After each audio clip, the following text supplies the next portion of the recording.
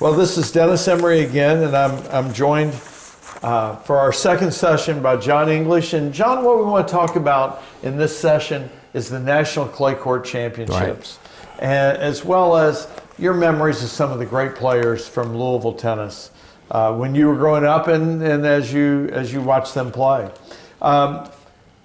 In 1969, the first U.S. National Junior Clay Court Championships were held at the Louisville Tennis Club, but it was kind of a long and winding road to get there. Let me just kind of start you off. In 1952, the Kentucky Junior Championships were held at the Boat Club, and they were hosted, I'm assuming, by a guy named Bobby Pyatt. That's correct. Okay, who was sort of Sam before there was Sam. That's right. If I'm reading it correctly. That would be correct.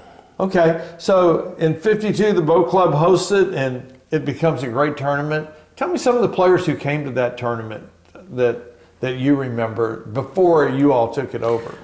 Well, they had a bunch of the national champions. Charlie Pasquarel, Chuck McKinley, and Earl Butch Buchholz, Billie Jean King.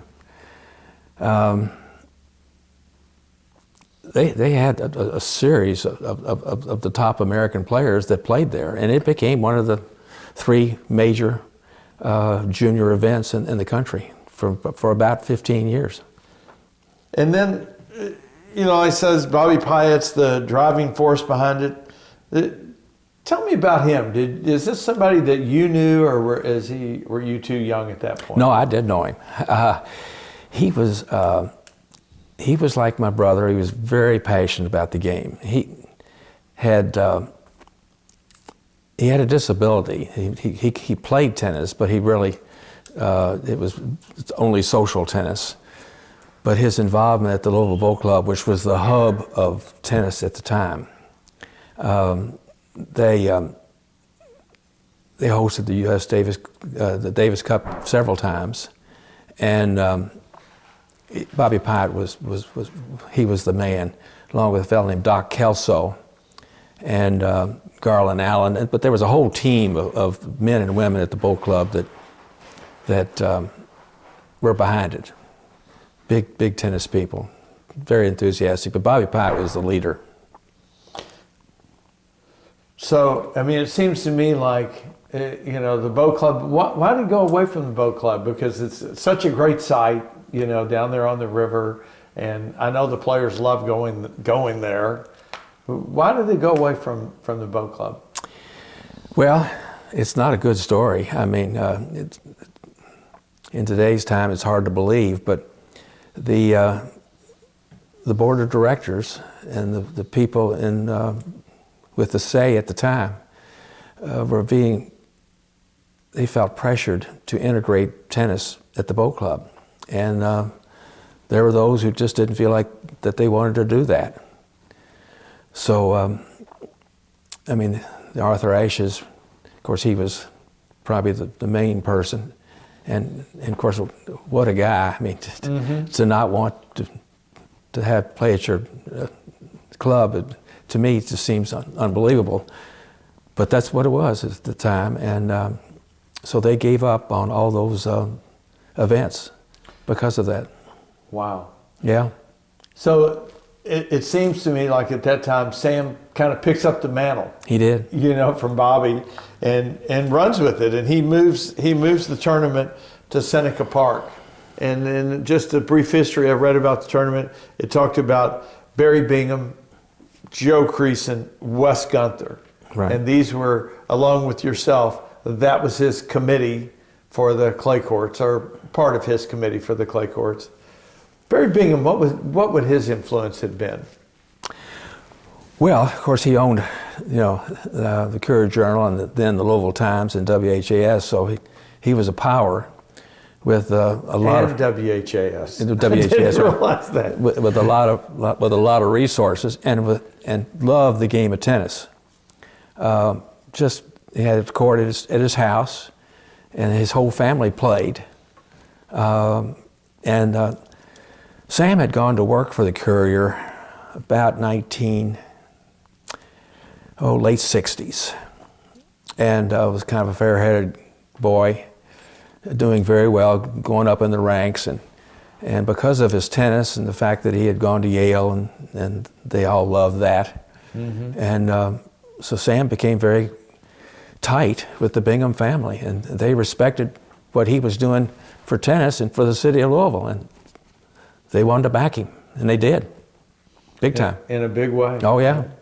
And then Joe Creason, who, you know, the juniors around here know the name Joe Creason because the state closed championships, you know, the qualifier is named the Joe Creason That's right. Championships, and have been for, gosh, I don't know, 40, 50 years maybe. Been a long time. Yeah. What was his influence? I know he was a great writer, but what was his influence on the tournament, you think? Well, two things. He was very well known. He had a column in the Courier Journal for years, and extremely popular, not just in Louisville, but throughout the state. Everybody knew him and liked him and respected him. So that was a big help, and he was one of those guys who loved to play tennis, and he became president of the Kentucky Tennis Patrons Foundation, and was a major player in that program. So, and a great guy to work with. He was extremely helpful to my brother and to the whole movement of tennis here in Louisville. It was Joe Creason. He was a good guy. So beyond the coverage that they were able to give in the media, those guys knew everyone. They could open a lot of doors, sponsorship wise, and okay. Another name that seems to jump out at you from this is Wes Gunther. Yeah, what was his contribution? Wes Gunther was just to me, at the time, was an older man, but he was just a tennis enthusiast. I don't know that he was ever a really good player. That would be before my time. But he loved the game of tennis, and anything to do with tennis, he was there to help. And he and Joe Creason and Sam were all good friends. And I can't tell you much more about it than that, other than the fact that he was a wonderful volunteer. Yeah. Okay. So in '69 now, you're at Seneca Park for 3 years, I guess, thereabouts. Sam has this vision to build the Louisville Tennis Center. Okay. In '69 that opens, and you know you have the National Clay Courts there. The first year you're open, I get my impression is you maybe open in May or June, and you have the National Clay Courts in July. That's right. Yeah. So do you remember about the first year? What was the excitement? Was there a buzz around the event? There sure was. Actually, arguably, they had the best draw in 1969 of all of the years that we had it here, which was 37 years. They had the best draw. A fellow named Danny Birchmore from Georgia won the event. And but at that tournament was Jimmy Connors, Eddie Dibbs, Harold Solomon, Brian Godfrey, Roscoe Tanner, Raul Ramirez, who was a great Mexican player. Of course, all the Junior Davis Cup team was there, but they had 6 of them that ended up in the top 5 or 10 in the world, and Danny Birchmore. Who went on to become Georgia's first All-American in tennis. Yeah, and good player. And a great clay court player, the Little Machine. Oh, yeah. Well, he sat on the back line and just never missed a ball. Right. And beat Solomon in the finals. He was not a popular player. He was I don't think he knew the other guys very well, and everybody was for Solomon. Jimmy Connors had gone out in the quarters because he'd injured himself. He'd hurt his foot or something. So he had a default. So he did not make it beyond the quarters because of that. But they had a great draw that year, and those guys all went on to be, top players in the world. Also that year you have Freddie DeJesus, who wins the 16 and under Right. from Puerto Rico. Yeah. Do you remember anything about him? What I remember about Freddie DeJesus is he had the greatest slice backhand I've ever seen. He did. He was one of those guys was a really, really good junior player, and but didn't make it as a senior player. Right. He was a good player, but he didn't make it like the others did. Well, interesting thing about the tournament in those days, those early days, was it wasn't just the boys 18s. You had the boys 16s, and you had the 18 girls. Didn't have the 16 girls for some reason, but you had the 18 girls. That's right. Yeah. It was a handful. It was more than that, actually. As you said, we had the boys 18, the boys 16s, and the girls 18s. They didn't have as big a draw, but we had 3 events. Right. And really, it was unfair to the girls because all the emphasis seemed to be on the boys 18s. So we let the women go. I think in 1971. That was the last year of the women's, and then we let the 16s go in 74. But you have to remember, we not only had the boys 18, the boys 16s, and the girls 18s, but we had the tennis classic. Right. The week after. Back-to-back tournaments. And then in 1971, my brother and I co-hosted or directed the Virginia Slims tournament. They were looking for another event in September, and we agreed to do it at the tennis center. Billie Jean King came, who won it, beat Rosemary Casales in the finals. But we had worn our volunteers out, right, as you can imagine, having the junior tournament and then the tennis classic and now a women's tournament, all within 8 weeks. The kids, they're all back in school. It was a burnout. So we only had it 1 year, and that's when we decided we really need to put an emphasis on what we do the best, and so that's when we cut it back to just the boys, and then eventually just the boys 18s. Right. And then put your focus on the pro event and the boys 18s. That's right. One of the things that I remember was the national team came to this tournament every single year. They did. And you probably don't remember this, but I was the associate coach on the national team in 1982. So Chuck Willenborg won it, and Ricky Leach won the doubles with Tim Paulson. So that was my first year. I had coached the 82 season at Austin Peay and was coming to Kentucky, but hadn't started yet. It was coming in September.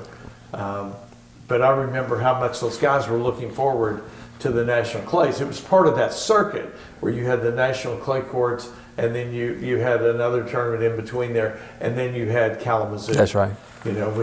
Which David Markin hosted up there. He was the Sam English of Kalamazoo. He was. Yeah, and so any interesting stories from having the national team there? Thing I remember is having to drive, and I had to drive it, that long limousine that David Martin, that seated 12, and I had to drive that without any, experience or training or anything like that. But any stories from the national team or the coaches? Only that they stuck together. They practiced together. They were a team, and the other guys were outsiders, sort of, and bitter about it. Yeah, that they weren't part of the team. They all wanted to be part of the team, right? Because they had to edge up on everybody because of the special teaching and all the advantages that were given them. But yes, we were lucky every year we had the Davis Cup team, the Junior Davis Cup team here. But one of those guys, which was very interesting, was in 1972, Vitas Gerulaitis came to town. And I think I've told you the story that he called my brother and said, Sam, I'm coming to Louisville. And Sam was pleased to hear that because he was the top junior player in the country. And he said, I'm going to win your tournament easily, but I do want to come, and I'm looking forward to seeing you. Sam said, that's fine, come on. And he did. He came, and he won it easily. And then actually he turned pro the next year and came back to our tennis classic and got to the semifinals. But he was a real fireball, to say the least. A very talented player. And I don't know that he ever really reached his, potential. Even though he was top 4 in the world. Yeah, and a US Open finalist. He was a great player, and I still don't think he reached his potential because of his lifestyle, but an interesting guy, to say the least. And someone who loved the ladies. Oh, yeah. And the ladies, to quote you, and the ladies loved him. Well, the tournament moves around a little bit. You're at the tennis center, and then at some point you decide to move it to Blairwood. What precipitated that move? Well, I co-chaired the tournament with my brother from 1970 to 1983, and kind of got out of tennis for a little bit, and that was Sam's decision. I think he had a good working relationship with Chris Burkle, who owned Blairwood. The event needed more courts, and Chris. Because the draw kept getting bigger, even though you took less age groups, the draw kept getting bigger.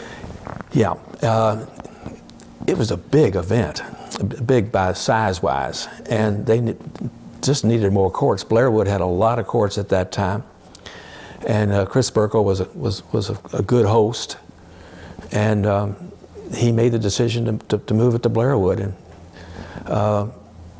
there were a lot more facilities out there, motels, etc. Just a better location for that time. Bittersweet, though, to leave the tennis center. Very, yeah. Yeah.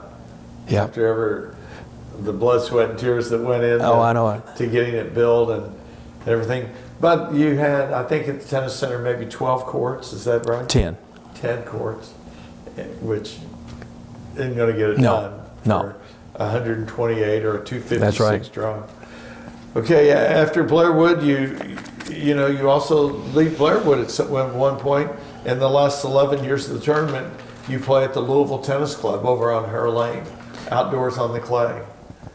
That was a decision that was made by Sam and Chris Burkle because he owned both clubs. He owned both places. And they had the use of both clubs, so they had a lot of courts available. But that was a decision that they made to move it over there, and I'm not really don't recall exactly what the reason was, but other than the fact that it was just they felt a better location. Right. Well, before I'm going to ask you about any specific memories you have of the tournament. Let's run through some of the people who played this, Sure. who won it. Okay, and just a reaction. In '69 we talked about Chris Kemmer won the girls. That's right. Who, as I remember, every boy in the tournament had a crush on. Understandably so. Okay, and then in 1970, Harold Solomon wins the event, and he comes back to win the pro event twice. John Whitlinger wins the boys 16s in 1970. Any memories of those guys as junior players? Absolutely. They were, Whitler was a very popular young player. He won the 16, and I think he won the next year he won the 18s. Won the 18s the next year, and came here as a pro. He was a good player, but not a great player. Right. And not Vitas Gerulaitis. No, he did not fare well here as a pro, but a good guy, and we were of course glad to have him back. The biggest memory I have, or certainly one of the biggest, was John McEnroe. He came in 1976. And he had a name before he got here. I mean, he was a well-known player as a junior. And the papers here really played him up. We had huge crowds for the junior tournament. Biggest crowds probably we ever had was when McEnroe was here. And now, when you say he had a name for himself, did he have a name as being a hothead or the name of being a great player? Both. The next. Both. Okay. It was clear that he was going to be a great player, and he also was difficult. But he played Van Wininski in the finals, and for some reason, the umpire that we had for that day could not make it at the last minute. So, yeah, whoops. And so Sam and I talked about it, and I said, well, I'll do it. I had umpired quite a bit, and I said, I'll take it. And we had a beautiful day, big crowd. And Van Wininski was a good guy, but he also had a temper. And they started playing, and the language got out of hand real fast. So I called him. In those days, there weren't the rules that they have now. You know, the umpire didn't have a lot of authority. But I took it upon myself to have the authority. I didn't have it, but I took it. And I called him to the net, and I said, boys, we've got a lot of kids watching your match, and we've got a lot of older people watching your match. And your language is, we can't have that. And so I'm going to give you a warning. And if it continues, we're going to put you on the next plane. This big crowd will be very disappointed, but we can't have that. And they looked at me like, you know, what are you doing? And I said, well, I'm serious now. No bad language. Well, they complied. They were mumbling, but you couldn't hear what they were saying. And John McEnroe went on and won the match easily. But I often thought, what would happen if, you know, I couldn't back it up. Yeah. But I could threaten them, and I did, and it worked. When you say you had, how big a crowd do you think there was for that? Oh, match? probably filled up one side, maybe 800 to 1,000. Yeah. Biggest crowd we ever had. And it really was because of McEnroe and the paper playing him up. Well, I think this is correct. The next year, McEnroe went to Wimbledon. He did. And went to the semis of the men's singles. Yeah. Qualified and went to the semifinals, lost to Connors, you know, in the semis at Wimbledon in the men's. Played the junior that same year, and then went to Stanford, you know, for his freshman year. He was the real deal. Did any off-court antics with John McEnroe? Not that I can recall. There was he was given a lot of attention by the press, because I think everybody really understood that this was going to be the next great player. And of course it turned out that he was. I'm assuming he was on the national team, but He was. yeah, I was going to say maybe you don't make that assumption, because sometimes those guys would pass on doing it. My recollection was that he was. Yeah, the national team members, they stayed in housing though, right? They did. Yeah. You don't have any idea who John McEnroe? No, I don't. I don't remember that. Yeah, or Geralditis? Geralditis, no. No, I don't. Yeah, because that would have been an interesting contact to have made. Oh, yeah. John McEnroe at that point. You know, the next year, I'll interrupt you a little bit, Mel Purcell and a fellow named Chip Hooper won the doubles. Correct. And of course, as we know, Mel is the best tennis player ever, male tennis player ever to come out of Kentucky, and was quite a character in his own right, and still is. But a wonderful tennis player. And it was the one Kentuckian that really did well, although Gary Block did well as well, but not like Mel. Right. Mel was a terrific player. Yeah, Mel ends up being top 20 in the world. Yeah. But at that point, he's kind of the Huck Finn lookalike, and from Murray, Kentucky. Yeah. And he and Hooper win it, and then Mel goes on to win the NCAA doubles. Okay, now there has to be incidents with Mel during the tournament. You may not remember them, but there was never a tournament that Mel went to that there was not an incident in some way. But anything that stands out to you about Mel other than, you know, he didn't have a backhand, but he had a great forehand. He did. He was fast. He was very fast and hit the forehand like a rocket. Right. His father taught him, Benny Purcell, and did a good job. I mean, not really. I don't remember any instances with Mel. I mean, he was on his home turf, so to speak. I think I didn't think he wanted to be a problem, and he wasn't. I'm sure the newspapers really covered him in Oh, they did. 77. They did. Yeah, I was going to say, you know, you going down another guy who came, Luke Jensen, you know, who ends up, Oh, yeah. dual hand Luke. Yeah. He ends up winning it in 84. Any thoughts about him? No. His mother? I don't have a whole lot of recollection about him other than the fact that he was a character Yeah. and a good player, and didn't really make it that big as a pro.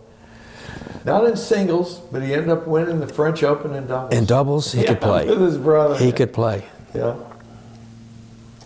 You know, another interesting year would have been 96 for you all. It seemed like a little bit it went in spurts where you had really great players. Of course, it would be cyclical with American tennis, you know, the strength of your draw. But in 96, Bob Bryan wins the singles. That's right. You know, and then wins the doubles with his brother Mike. They go on to become the greatest doubles team of all time. The one memory I have of those guys is they were apparently weighed less than 100 pounds when they won the tournament. You know, they were so small. Do you remember anything about those guys being here? Only that they were the talk of the tournament. The fact that they were brothers and twins. Twins. And could really, really play. And they played it at Blairwood that year, those years, and they dominated. I didn't know how good they were going to be in singles, but boy, did they prove it in doubles. I mean, probably the best doubles team of all time. Yeah. Certainly their record would say that. Two outstanding young men too. You know, they were the type of kid that you wanted at your tournament. Nice looking, attractive, and Pure Southern California. yeah, easy to be around. Yeah, good guys. The next year, James Blake wins your event. He did. He ends up being top four in the world, you know, semis of the U.S. Open. My one memory of James Blake at that tournament, and hopefully you'll have another one, was Susan Terry, who ran the desk there, was one of your, All right. you know, all-time great volunteers. That's right.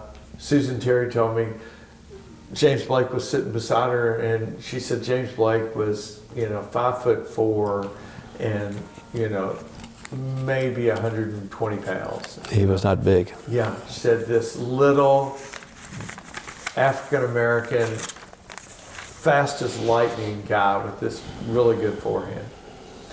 And she said, what are you planning to do? You know, and he said, I'm going to be, you know, #1 in the world.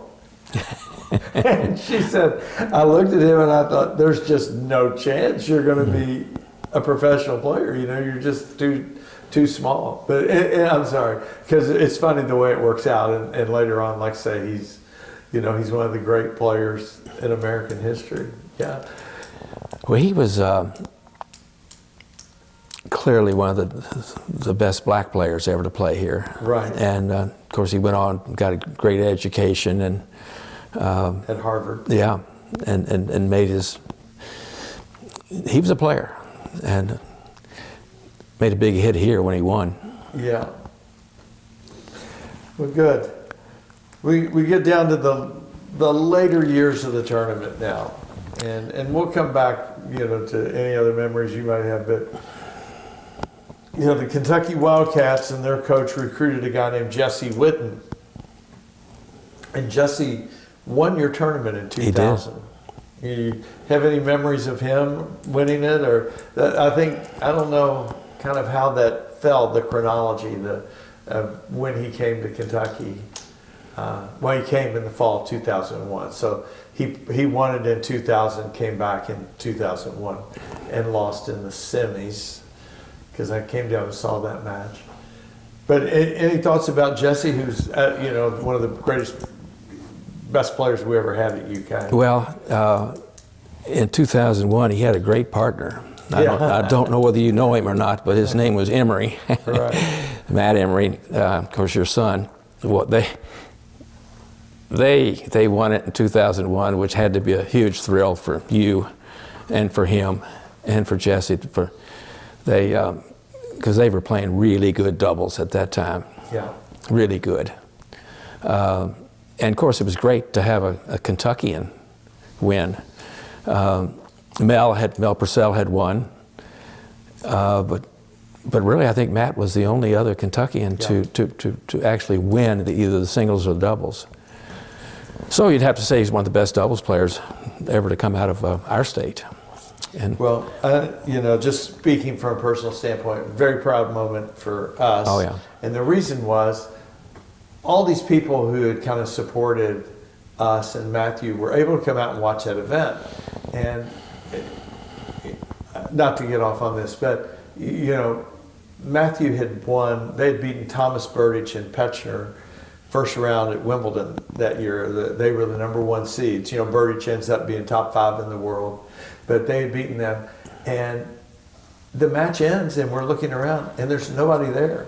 Oh, There's literally nobody to share it with. You know, you're in London, and you have this great win. You've beaten the #1 seeds at Wimbledon, but you know, you could have been at a public park anywhere. You know, because, for all the people you knew.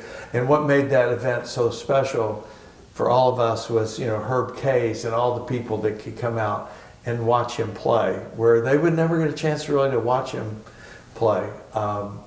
And I know when I've talked to him, his 2 best memories in tennis are winning the national clay courts, the doubles, and winning the state high school. well, we were always pleased when a Kentuckian did well, and we had some that did well, and of course your son was one of them. But it had to mean a lot to you to see, you know, the impact it had on the players here locally. And what I'm going to do is before we back up, you know, some of the guys there was. I do have one other story I want to tell you. Right. In 1998, and you're going to have to help me with the pronunciation of his last name, Bob Kowalczyk. Bob Kowalczyk, unusual name, but he was from Florida, and a really good clay court player. Yes, he was.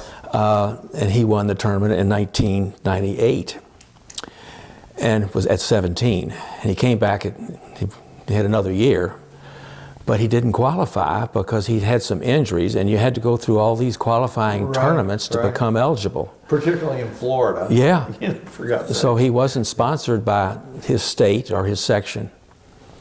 So he called Sam, my brother, and said, you know, I'm not eligible. Is there anything you can do about it? And he said, absolutely. Yeah. So what happened was Sam called the USTA office and said, you know, my defending champion is not eligible, but I want him in the tournament, period, end of subject, you know.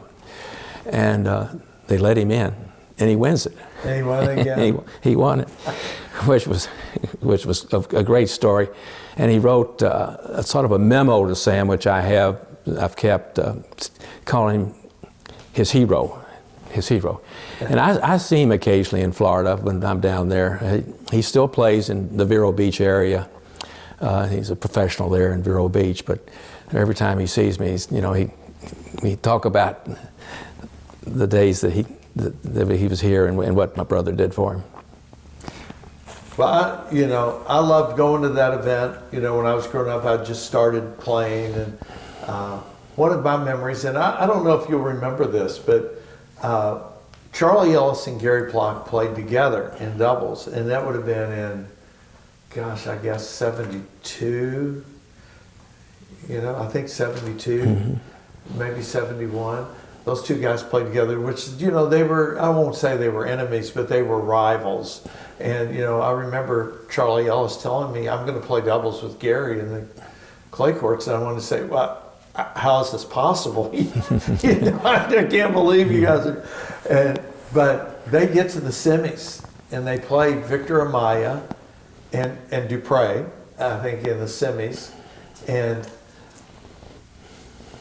Gary and Charlie had stationed people on both ends of the courts there to steal the signals from, when they were going to poach. And Victor Amaya caught on. And Victor's 6'6". I know. And he's ready to kill Mr. Plock, and Mr. Ellis, who were stationed at the ends of the court. He's ready to kill.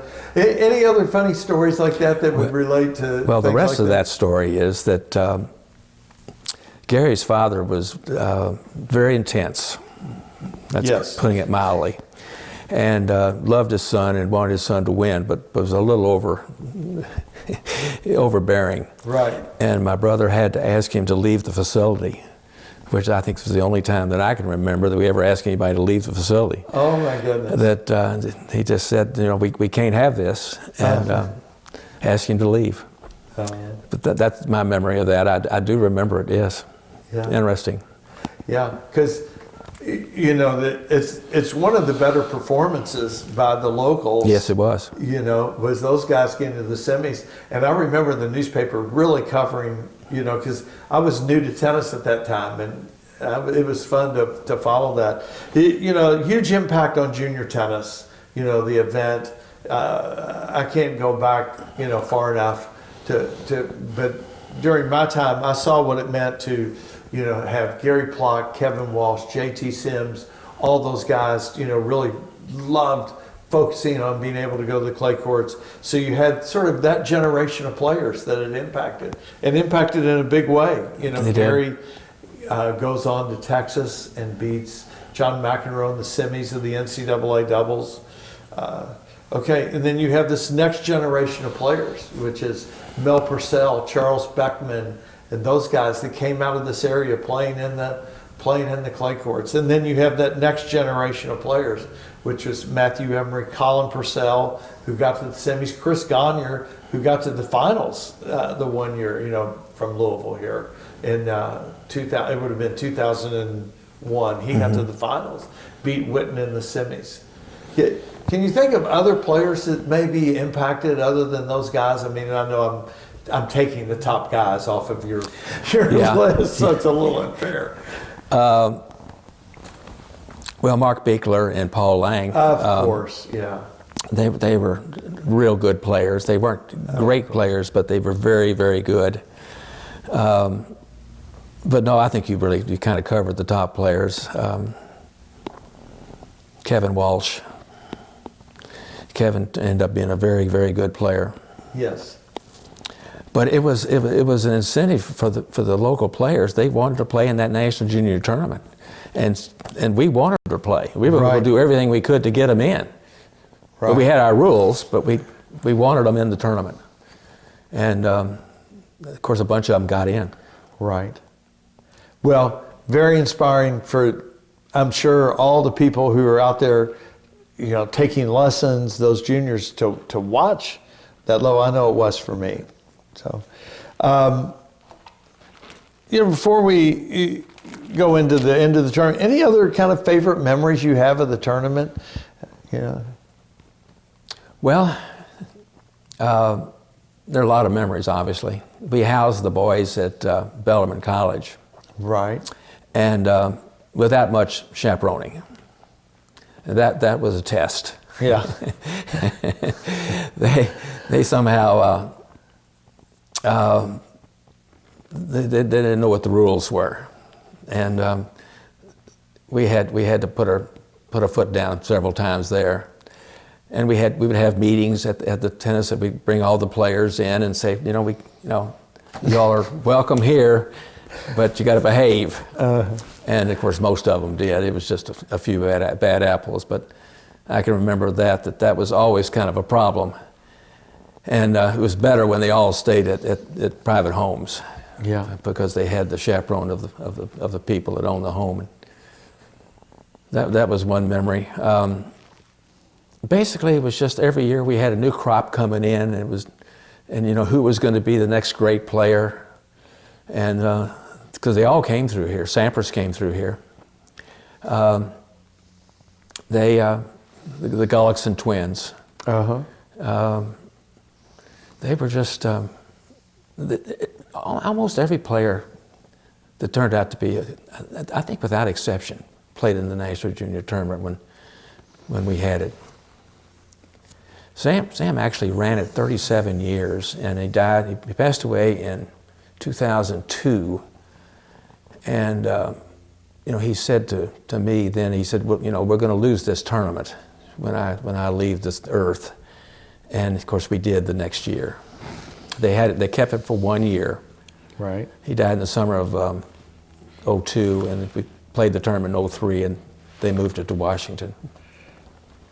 Now, do you think they moved it because it just couldn't really go without Sam, or were there other factors? That was the big factor. I was out of it by then, and had been out of it for some time. I mean, he was the man. Yeah. And the whole tennis world knew it. And Donald Dell, who was his friend, wanted the tournament. And there really wasn't, I mean, I don't mean to slight the people who worked on it, because they were great volunteers. I mean, we had some really good volunteers through the years. There wasn't that one person that could take it and run it on a year-round basis. And it was something that didn't just happen.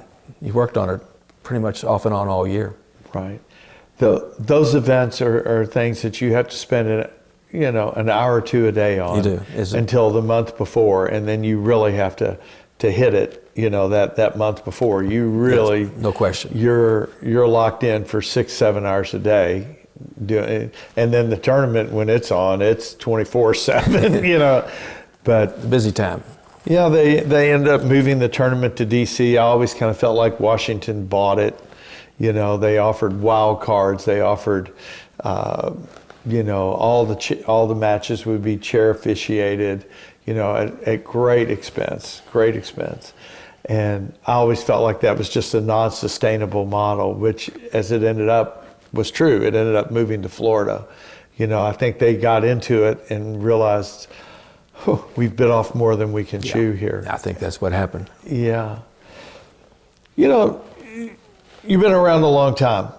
Okay, so you've seen a lot of people, in this Louisville area. So I'd like for you to just kind of talk about some of these guys, how they played, what you remember about them.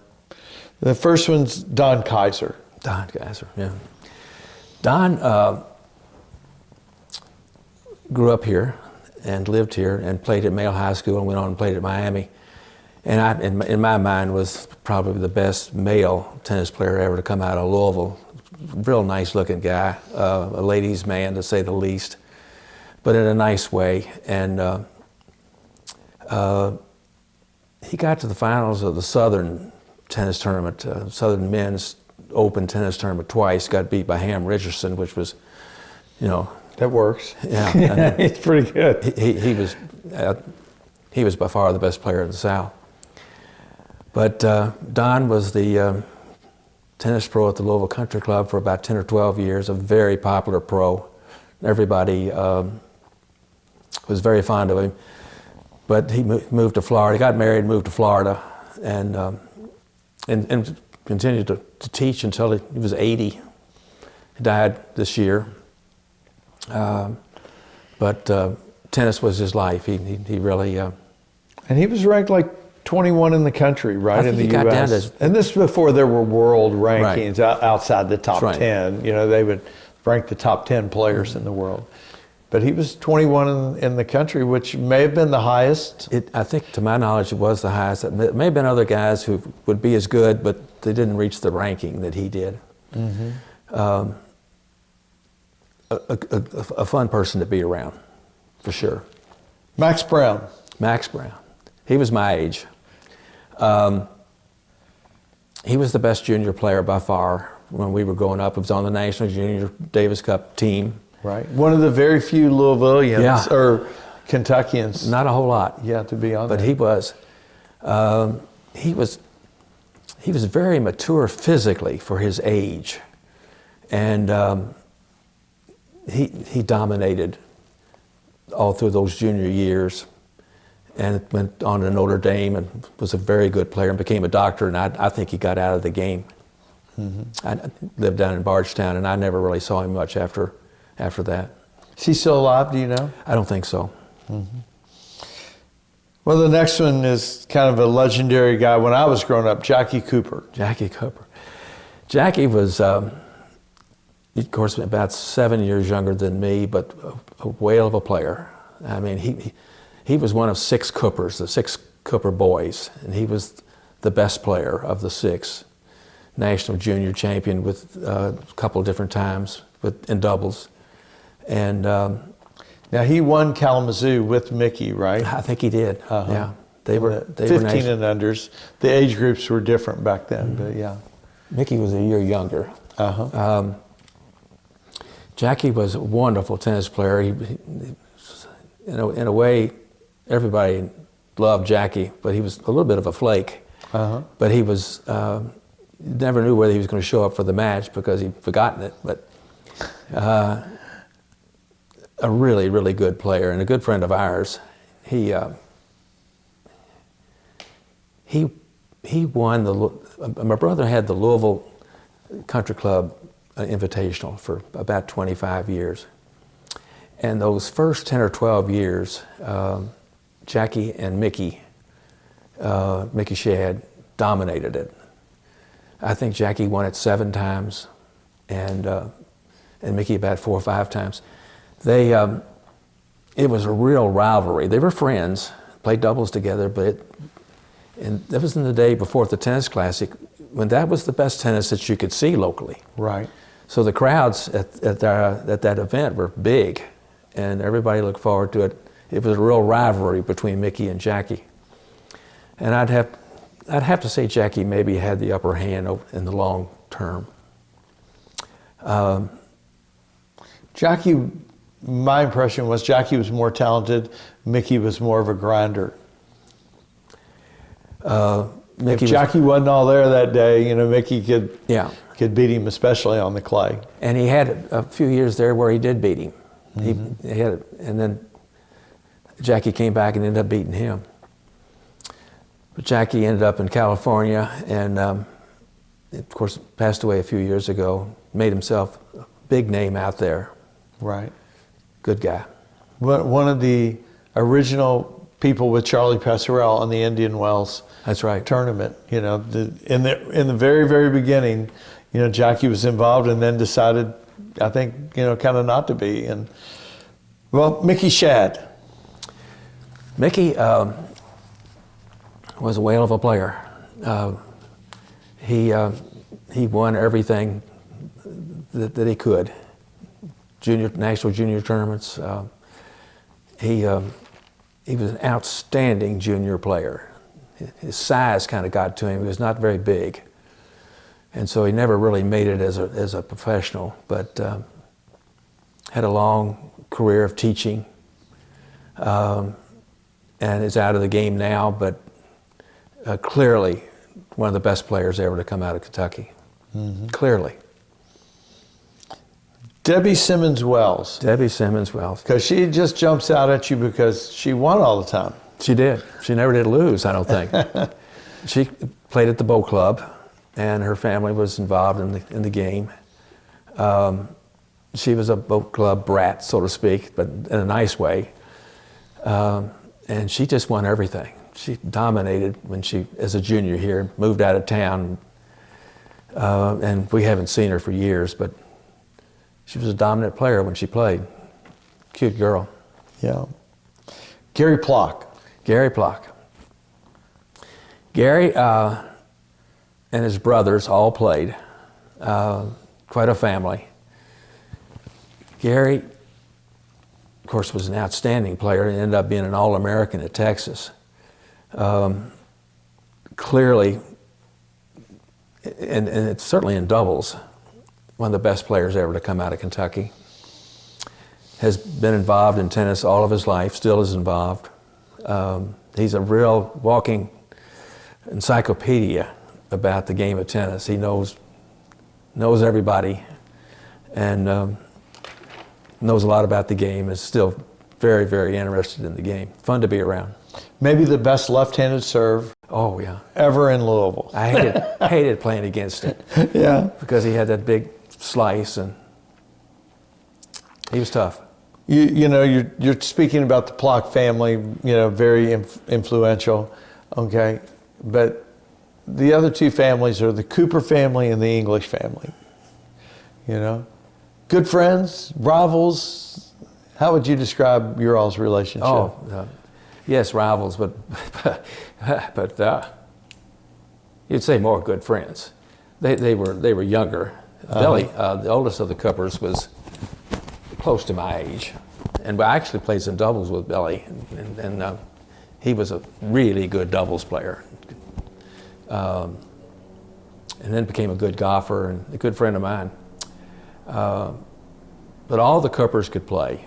Timmy, the youngest, would maybe tell you that he was the best player, and have some argument, but he wasn't. Jackie was the best player. Timmy won the state high school championship, I think 4 times. 4 times. One of only 3 to do that. Yeah, Chucky. Still teaching. Still teaching. Wonderful guy who loved the game of tennis. And all the Coopers, what a family. I mean, incredible. Yeah. I don't know how the mother, their home was the clubhouse of Tyler Park. But they would be one of a kind family. Yeah. In Louisville. Elam Huddleston. Elam was Sam's real good friend and competitor.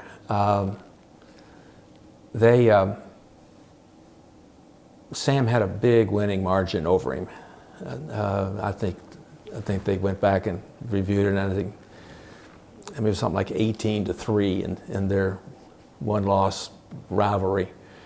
But Elam was a real good player. He didn't keep himself in as good a shape as he probably should have, or he'd been a better player.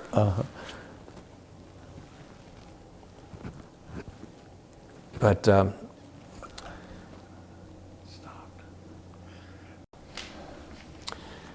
was one of our umpires, actually probably our premier umpire for the 10 or 11 years at the Tennis Classic. When the big matches came along, Elam was the one we called on. He was really good, and he was respected by the players. They knew that he knew what he was doing, and was a great volunteer for the Tennis Classic and the National Junior Clay Courts.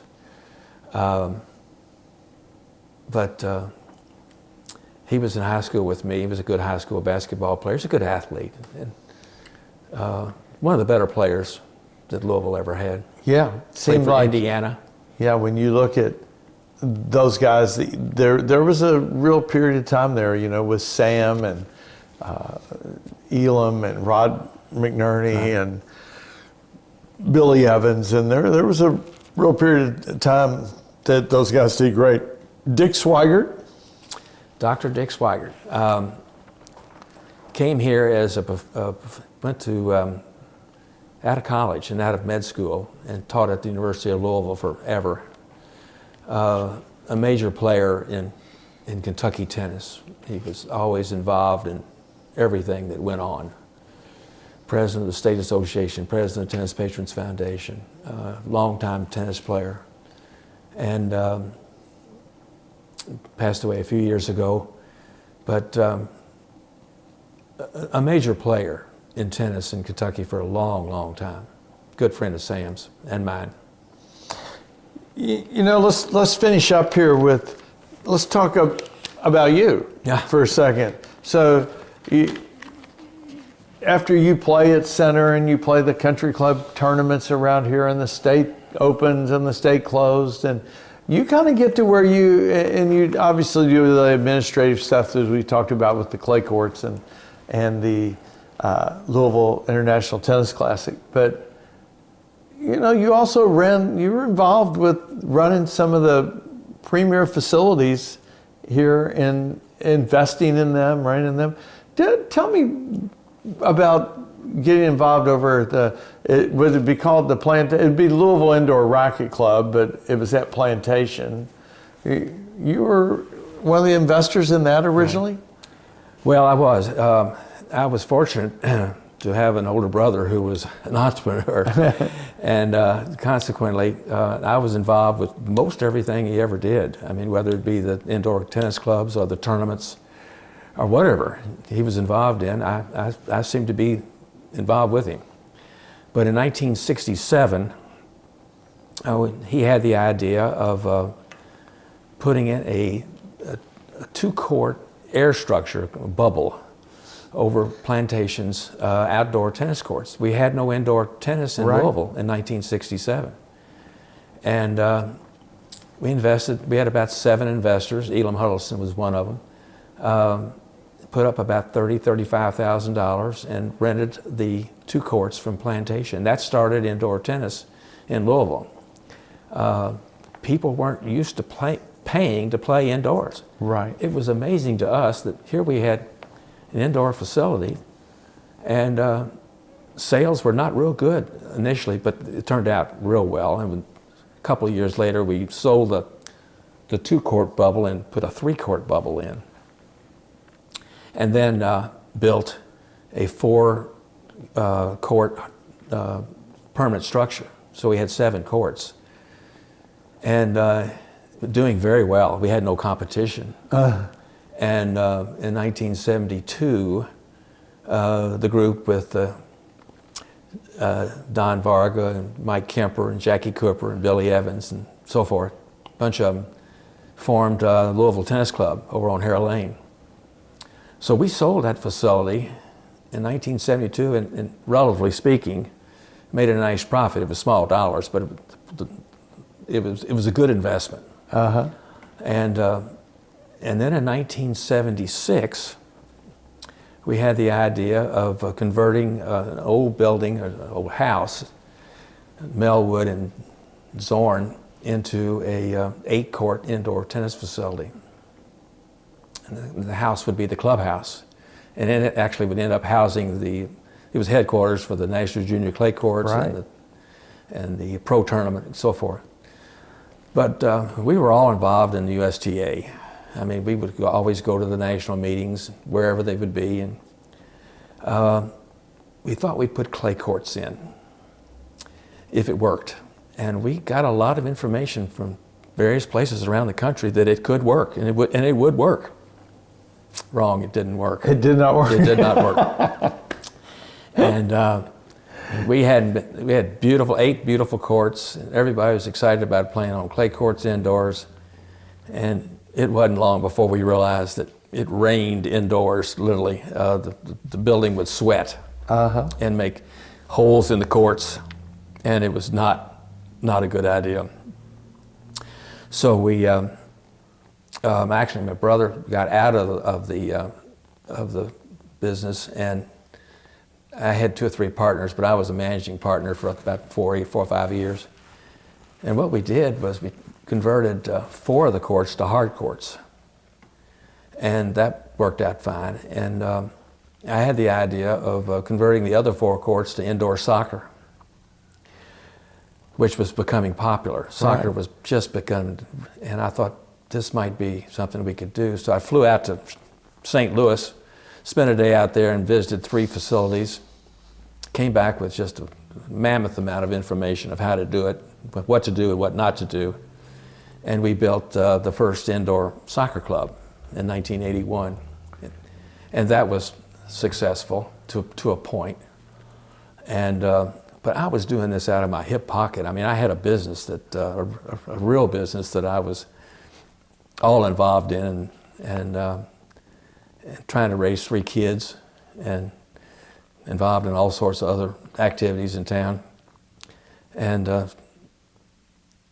you know, enough was enough. I mean, so we ended up selling it to Chris Merkel, and he took it to another level. But it was fun, but not very profitable. That was my indoor tennis history. Is there anything else you wanted to talk about on today?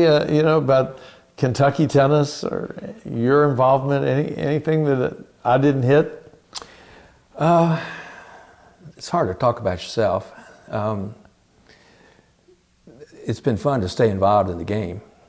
I'm on the Raise the Racket committee that raises money for the USTA Kentucky, which is, we're in the midst of doing that. And of course, I do chair the Hall of Fame committee, which I've done for about 10 or 12 years.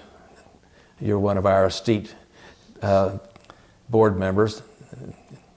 And just whenever I can help, I do. I've been active in getting some pros to town. Just whatever I can do to help is stay in the game, so to speak. Well, I can't imagine, you know, a family that's given more to tennis in Kentucky than your family, and they continue, you know, Yeah. with your son and his philanthropic efforts in tennis. Yeah, I have 3 boys, but David, my youngest son, is the most involved. He loves the game of tennis and is very involved.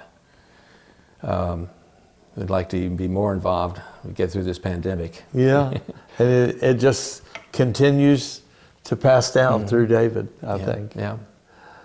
John, thank you for your time today. Well, thank you. I appreciate you coming to see me, and it's been a pleasure. All righty.